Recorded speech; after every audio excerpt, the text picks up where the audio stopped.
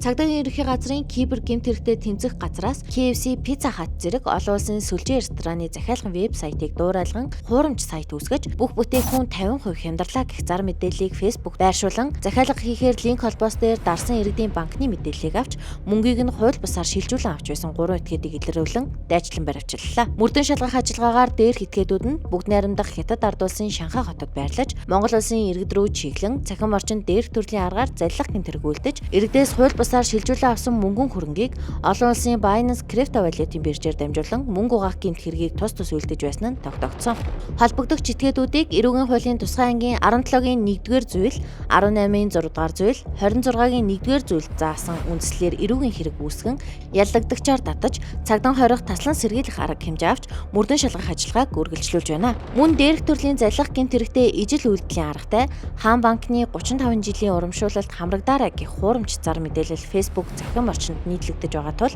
иргэд та бүхэн с ижигтэй холбоос баталгаагүй вебсайт хэд хяндралтай зар сурталчилгаанд болгоомжтой хандах, банкны нэвтрэх мэдээлэл, OTP код, нууц үгээ бусдад дамжуулахгүй байх, цахим орчин дахь хувийн мэдээллийнхээ аюулгүй байдлыг сайтар хангахыг цагдаагийн байгууллагаас анхааруулж байна.